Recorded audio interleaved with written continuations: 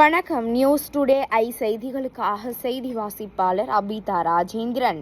துறைமுக தொகுதி வார்டு 54 சார்பாக கர்ப்பிணி பெண்களுக்கு நலத்திட்ட உதவிகள் வழங்கும் விழா. தலைமை இந்து சமய அறநிலைத்துறை அமைச்சர் PK சேகர்பாபு 54வது வட்ட செயலாளர் கதிரவன் ஏற்பாட்டில் கர்ப்பிணி பெண்கள் சுமார் 500 பேருக்கு நலத்திட்ட உதவிகள் வழங்கப்பட்டது. இதில் சிறப்பு விருந்தினராக திருமதி பூர்ணிமா பாக்யராஜ் கலந்து கொண்டு கர்ப்பிணி பெண்களுக்கு நலத்திட்ட உதவிகளை வழங்கி சிறப்புரையாற்றினார். மேலும் இந்த நிகழ்வில் பட்டிமன்ற பேச்சாளர் திருமதி அனுக்ரஹா கலந்து கொண்டு சிறப்புரையாற்றினார். மேலும் இந்நிகழ்வில் மாமன்ற உறுப்பினர்கள், வட்டக்கழக செயலாளர், கழக தோழர்கள், மகளிர் அணியினர் கலந்து கொண்டு நிகழ்ச்சியினை சிறப்பித்தனர்.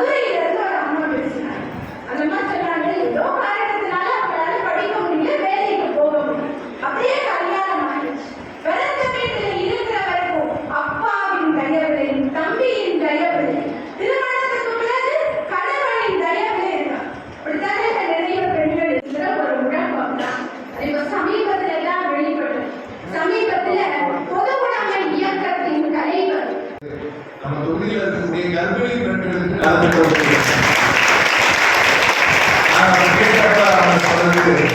அது எல்லாருக்கும் ஒவ்வொரு பொருள் கொடுக்கணும். அது ஒரு உயிருக்கு போகுது. ஆனால் கர்ப்பிணி பெண்களுக்கு கொடுக்கிற போது அது 2 உயிராக அவருக்கு பாதுகாக்கப்பட்ட அப்படிங்கிற அடிப்படையில் உங்களை தேர்ந்தெடுத்து உங்க முன்னாடி உங்களுடைய தாய் வீட்டு சீதனம் இல்லை, உங்கள் தந்தை வீட்டு சீதனமாக உங்கள் உடல்நலன் பாதுகாக்கக்கூடிய பொருட்கள், அத்தோடு அந்த தந்தை வீட்டு சீதனமாக உங்கள் முன்னால் ஒவ்வொருவரும் கையிலும் 10,000 ரூபாய் கொடுத்து சுகப்பிரசவத்தை நான் ஒரே ஒரு செய்தி சொல்ல ஆசைப்படுகிறேன். இந்தியாவிலேயே முதலில் கர்ப்பிணி பெண்களுக்கு என்று ஒவ்வொரு ஊரில் PHC சென்டர் தொடங்கினது திராவிட முன்னேற்ற கழகம். நீங்க வீட்டில் இருக்கீங்க, வெள்ளை கலர்ல புடவை கட்டிட்டு ஒரு நர்சம் அவங்க வீட்டுக்கு வராங்களா? அந்த திட்டத்தை இந்தியாவுக்கே அறிமுகப்படுத்துறது திமுக. அந்த பிறக்கிற குழந்தையிலிருந்து நீங்கள் கருவுத்த காலத்திலிருந்து பிறக்கிறது வரைக்கும் உங்களை வீடு தேடி வந்து கதவை தருவாங்க. நீங்களே சொல்லுங்க, ஏமா உனக்கு வேலை இல்லையாங்க. ஆனால் அது வேலை இல்லை. கலைஞரும் திமுகவும் முதுவேல் கருணாநிதி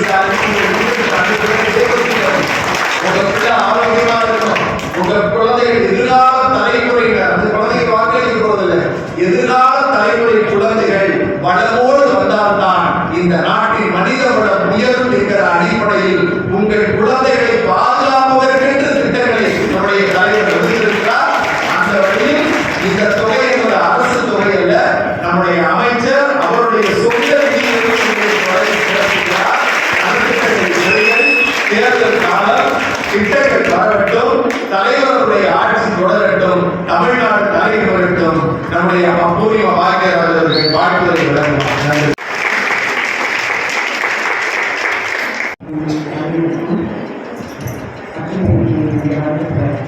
அனைத்து தாய்மார்களுக்கும் கர்ப்பிணி பெண்களுக்கும் இந்த விழா ஏற்பாடு பண்ண அத்தனை நபர்களுக்கும் என்னோட மனமார்ந்த வாழ்த்துக்கள்.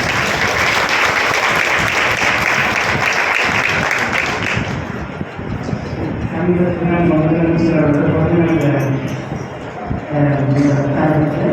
அப்போது ஒரு வருஷமாகவே ஒரு நிறைய நல்ல திட்டங்கள் வந்து செஞ்சுட்டே இருக்காங்க. அது வந்து ஒரு அளவே இல்லாமல் அந்த அளவுக்கு நல்ல திட்டங்களை செஞ்சுருக்காங்க. ஒவ்வொரு நாள் அதை நம்ம ஒரு செய்தியாக பார்த்துட்டே இருக்கோம். டிவி பார்த்தா டெய்லி எந்த செய்தி வந்து இது பண்ணுறாங்க அப்படின்னு பார்த்துருக்கோம். இன்னைக்கு வரலாறு பார்க்கும்போது தான் எனக்கு வந்து எவ்வளோ நல்ல திட்டங்கள் பண்ணியிருக்காருன்னு எனக்கு அதான் தெரியுது. எனக்கு நிஜமாவே தமிழ்நாட்டில் இருக்கிற எல்லாருமே ரொம்ப பாக்கியசாலி நான் நினைக்கிறது. எனக்கு இங்கே வந்து இங்கே வந்து நமக்கு சர்வீஸ் கண்டிப்பாக எந்த ஸ்டேட்டுமே கிடையாது. அந்த அளவுக்கு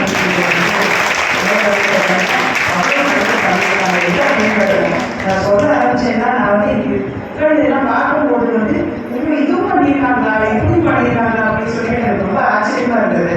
இந்த முதல்ல இந்த கலைஞர் மகளிர் உரிமை தொகை வந்து அது கொடுக்க ஆரம்பிச்சாங்க. அது வந்து 1000 ரூபாய் கொடுத்து அதுக்கப்புறம் 2000 ரூபாய் பண்ணி இப்போ 5000 ரூபாயே நமக்கு வந்து இந்த எலெக்ஷனுக்கு முன்னாடி பண்ணுறாங்க. அது எவ்வளோ பெரிய விஷயம்.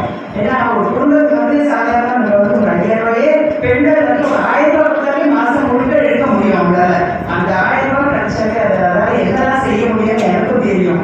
அதே மாதிரி நம்ம பெண்கள் வந்து அந்த அளவுக்கு இந்த 5000 ரூபாய் கொடுக்கறது வச்சு என்னெல்லாம் பண்ணுவாங்க அவங்க குடும்பத்துக்கு பண்ண முடியும். இது வந்து அவங்க குடும்பத்துக்கு வந்து ஒரு உதவி மட்டும் இல்லை. அந்த பெண்கள் வாங்குற பெண்கள் வந்து அவங்க ஏதாவது ஒரு நல்லது செய்யணும். அவங்களுக்கு வந்து ஒரு கான்ஃபிடென்ஸ் வந்து அவங்க மற்றவங்களுக்கு அது உதவி செய்கிற அளவுக்கு அவங்க ஒரு டெவலப் ஆகி அவங்க ஒரு பிஸ்னஸ் செஞ்சுட்டு அவங்க வந்து நம்மளால சாதிக்க முடியும் அப்படின்னு நினைக்கிற அந்த ஒரு எண்ணத்தோடையும் தான் கொடுத்துருக்காங்கன்னு நான் நினைக்கிறேன். ஸோ இந்த பணம் மட்டும் நீ வாங்கிட்டு அப்படியே செலவு பண்ணாம இதை வச்சுட்டு இந்த 5000 வந்து எப்படி நம்ம 50000 ரூபாய் பண்ண முடியும் அப்படின்னு நீங்க எல்லாமே கண்டிப்பாக யோசிக்கணும். அந்த எண்ணத்தோட தான் கண்டிப்பாக கொடுத்துருப்பாங்க. ஏன்னா இது பெண்களால முடியும். நான் வந்து எங்க போனாலும் அதான் சொல்றேன். பெண்களால எதுவுமே முடியும், எதுவுமே நல்லா முடியும், எல்லாமே நல்லா சாதிக்க முடியும் அப்படின்னு சொல்றேன். அந்த எண்ணத்துல வந்து ஒரு நல்ல திட்டம் இது கொடுத்துருக்காங்க. அதே மாதிரி நம்ம இந்த பஸ் தொகையில பார்த்தீங்கன்னா இந்த மகளிர் விடியல் பயண திட்டத்தில் சொல்லி பண்ணியிருக்காங்க. அது எவ்வளோ பெரிய விஷயம், எவ்வளோ பேரை வந்து அதை சப்போர்ட் பண்ணிட்டேன்னா எனக்கு இது பார்த்தீங்கன்னா எல்லா ஸ்டேட்டோட நம்ம தமிழ்நாட்டில் வந்து பெண்கள் வேலைக்கு வர்றது அதிகம். எங்கே போனாலும் பெண்கள் வந்து சுயமாக நிற்கணும், சுயமாக நம்ம வந்து நம்ம மரியாதையை காப்பாற்றணும்னு நினச்சிட்டு எல்லா இடத்துலையும் வேலைக்கு போகிறீங்க. நான் வந்து ஒரு சின்ன பிஸ்னஸ் நடத்திட்டு இருக்கீங்க. எனக்கே வந்து எவ்வளோ பெண்கள் வந்து கேட்கலாம் தெரியுமா, நான் வந்து செய்கிறேன் அப்படின்னு சொல்லிட்டு நான் வந்து எப்பவுமே பெண்களுக்கு தான் ஃபர்ஸ்ட் ப்ரெஃபரன்ஸ் கொடுத்தேன். என்னுடைய இடத்துல கண்டிப்பாக பெண்கள் வேலை பண்ணாங்கன்னா வாழ்க்கை எவ்வளோ முடிஞ்சு அப்படின்னு எப்பவுமே நினைக்காதீங்க. இனிமேதான் நம்ம வாழ்க்கையை ஆரம்பிக்கிறது அப்படின்னு நினைச்சிட்டு நம்மளால எதுவுமே முடியும். எந்த வேலையும் சின்ன வேலையுமே நீங்க நினைக்கவே கூடாது. நம்மளால இது முடியும் அப்படின்னு சொல்லிட்டு நம்ம வந்து ஒரு பிசினஸ் தொடங்கணும். ஏன்னா நம்மளால என்ன முடியுமோ நம்மளால இது பண்ணணும். அதுக்கு வந்து நம்ம இந்த கவர்மெண்ட் நம்ம முதலமைச்சர் வந்து எவ்வளவு உதவி செய்யறாங்க. எங்க போயிட்டு வரணும்னா செலவு எவ்வளவு ஆகுது, பஸ்ஸெல்லாம் போகுது. அது வந்து ஒரு எல்லா பெண்களுக்கும் போயிட்டு வரதுக்கு வந்து ஒரு வாய்ப்பு கொடுத்துருக்காங்க. அதுல வந்து மாசம் நீங்க ஒரு 1000 ரூபாயிலேருந்து ஒரு எவ்வளவு பணத்தை செய்வீங்களா, அந்த மாதிரி நீங்க வருஷக்கணக்காக நீங்க போனீங்கன்னா அந்த பணத்தை வச்சு நீங்க என்ன பண்ணலாம் எது நீங்க பாருங்கன்னா எவ்வளவு பெரிய விஷயம். அப்புறம் வேலைக்கு போக விரும்புகிற குழந்தைகளுக்கு வந்து ஸ்பெஷல் ஸ்கில் அது சொல்லி கொடுக்குறாங்க. அது நான் இன்னைக்கு தான் நான் படித்தேன். எனக்கு இது இவ்வளோ நாள் இப்படி ஒரு வாய்ப்பு கொடுக்குறாங்கன்னு எனக்கு தெரியவே தெரியாது. அவங்களுக்கு வந்து ஒரு ஸ்கில் டெவலப்மெண்ட், அவங்க எந்த வேலை செஞ்சாலும் அவங்க இன்னும் சிறப்பாக எப்படி செய்யலாம் அதை வந்து கற்றுக் கொடுக்குறாங்க. அப்போ அந்த அவங்க ஏதாவது அது எப்படி கட்டாலும் அப்போ எப்படி சேர்க்கணும், நம்ம பிஸ்னஸ் எப்படி சேர்க்கணும், இது எல்லாமே ஒரு ஸ்கீமை கொடுத்துருக்காங்க. இது வந்து எந்த நாட்டில் இருக்கு, நம்ம தமிழ்நாட்டில் மட்டும்தாங்க இருக்குது. எனக்கு தமிழ்நாட்டில் மட்டும்தான் இந்த மாதிரி ஒரு விஷயம் நான் கேள்விப்பட்டிருக்கேன். அவங்க வந்து ஒவ்வொரு டிபார்ட்மெண்ட் ஒவ்வொரு விஷயத்தையும் வந்து அவங்க ஹெல்ப் பண்ணுறதுக்காக ஒவ்வொரு விஷயம் இந்த மாதிரி பண்ணிட்டு இருக்காங்க. அதுக்கப்புறம் இந்த அடல்ட் ஸ்கீம்னு ஒன்று பார்த்தீங்க. அது வந்து ரொம்ப ஏன்னா இங்கே சோஷியல் மீடியா வந்து ரொம்ப மோசமாக போயிருக்கு. எல்லாத்துலேயும் தெரிஞ்ச விஷயம். நம்ம ரொம்ப லைஃப்லேயே பயப்பட வேண்டியது வந்து வெளியில் தனியாக போனால் கூட பெண்களை காப்பாற்றிட்டு வந்துடலாம். இந்த சோஷியல் மீடியாவில் நம்ம வந்து தப்பு சொல்கிறாங்களா, அதுதான் ரொம்ப பெரிய விஷயம். அதில் வந்து நம்ம எப்படி ஏமாறாமல் இருக்கணும், அதில் வந்து நம்ம எப்படி எப்படி சாமர்த்தியமா இருக்கணும் அதுக்குன்னு ஒரு ஸ்கீம் போட்டிருக்காங்க, அதுக்கு சொல்லி கொடுக்குறாங்க. தயவு செஞ்சு எல்லாரும் இதோட உதவி எடுத்துக்கோங்க. ஏன்னா இப்படி ஒரு முதலமைச்சர் கிடைச்சி நமக்கு இந்த மாதிரி எல்லாம் கொடுக்குறாங்கன்னா அது எவ்வளவு பெரிய விஷயம். இதெல்லாம் நீங்க பார்க்கும்போது விஷயம் பாருங்க, நம்ம ஃபியூச்சர் ஜெனரேஷனுக்கு வந்து நம்ம அடுத்த தலைமுறை வந்து இன்னைக்கு இப்போ இதெல்லாம் நிறைய ஒரு கர்ப்பிணி பெண்கள்லாம் இங்கே வரும்போது எவ்வளோ கொடுத்து வச்சிருக்கீங்க. நம்ம கம்ப்யூட்டர் குழந்தைங்க பார்த்தா அது எவ்வளோ பெரிய விஷயம். அதை வந்து அவங்க அடுத்த லைஃப் பூரா அவங்களுக்கு வந்து ஒரு சப்போர்ட்டாக இருக்கிற கவர்மெண்ட் இது எவ்வளோ ஹெல்ப் பண்ணிட்டு இருக்காங்க. நீங்கள் ஒரு விஷயமும் நீங்கள் பார்த்துட்டே இருங்க. அவங்களுக்கு வந்து இந்த டிஜிட்டல் வேர்ல்டு எல்லாத்தையுமே அவங்களுக்கு வந்து ஒரு சப்போர்ட்டாக இருக்கிற இடமா இருக்கிற இந்த தமிழ்நாட்டில் வந்து கண்டிப்பாக எல்லாமே நல்லது நடக்கும். நம்ம முதலமைச்சருக்கு நம்ம வந்து ரொம்ப ரொம்ப நன்றி சொல்லணும். இன்னொன்று சொல்லணும்னு நினச்சேன், அடுத்த ஜெனரேஷனுக்கு வந்து இன்னைக்கு தான் நான் வந்து எனக்கு சோஷியல் மீடியாவில் நானே பார்த்தேன். புதுசாக இந்த பசங்களுக்குலாம் படிக்கிறதுக்கு நிறைய ஒரு வழி இல்லாமல் இருக்கு. அவங்களுக்கு வந்து அங்கங்க ஒரு லைப்ரரி மாதிரி கட்டியிருக்காங்க. இன்னைக்கு தான் அதை கேள்விப்பட்டேன். எல்லாமே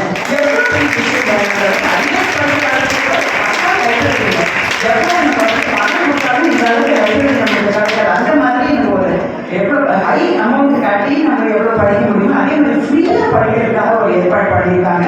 அது நம்ம சென்னை சரௌண்டிங்ஸ்லேயே ஒரு 10 இடத்துல பக்கத்தில் ஓப்பன் பண்ணியிருக்காங்கன்னு நினைக்கிறேன். அது வந்து எவ்வளோ ஸ்டூடெண்ட்ஸ் சின்ன குழந்தைங்களுக்கு நம்ம பெரிய ஐஏஎஸ் நம்ம அந்த அளவுக்கு படிக்கிற அளவுக்கு அவங்களுக்கு வந்து ஒரு உதவி செய்யறாங்க. ஒரு அழகான கிளாஸ் ரூம்ஸ், அவங்களுக்கு நல்ல கம்ப்யூட்டர் ஃபெசிலிட்டிஸ் எல்லாமே வச்சு செஞ்சுருக்காங்க. ஸோ இது எல்லாமே நீங்கள் எல்லாமே பயன்படுத்தி முதல்ல நன்றி சொல்லுங்க. ஏன்னா அவரோட பிறந்தநாள் இதில் வந்து இவ்வளோ இந்த வருஷமாகவே அவங்க வந்து பார்த்தீங்கன்னா அவ்வளோ நல்ல திட்டங்கள்லாம் எடுத்துட்டு வந்துருக்காங்க. ஸோ அவங்க கூட இருக்கிற பக்கமெல்லாம் நம்ம எல்லா அமைச்சர்கள் எல்லாருமே ரொம்ப நம்ம நன்றி சொல்லணும். இதை பார்த்து இன்னைக்கு எனக்கு ரொம்ப வியப்பாக இருக்குங்க. அண்ட் இது எல்லாமே அதை வந்து நீங்கள் பயன்படுத்தி அதை சந்தோஷப்படணும். இந்த ஆட்சி வந்து நல்லா இருக்கணும்.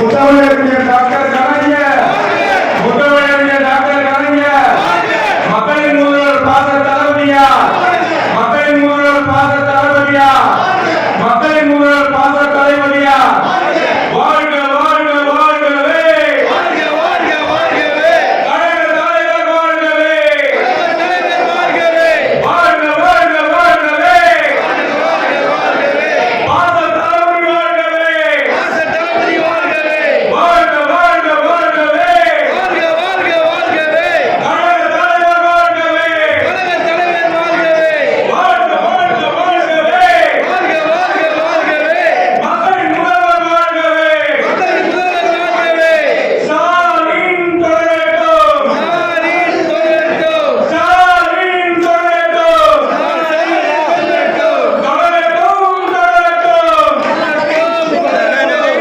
தொடரட்டும் தொடரட்டும்,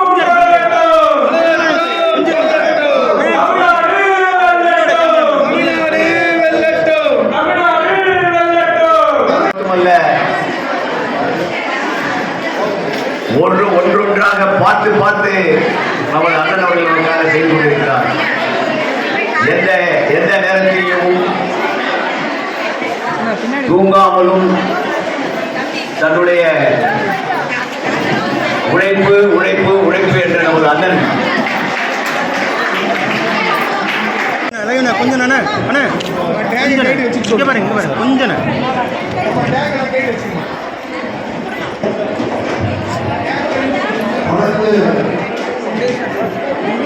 வளர்ந்து நடத்த வழங்கப்பட்டிருக்கும் அவர்களுக்கு ஒரு கைதட்டலை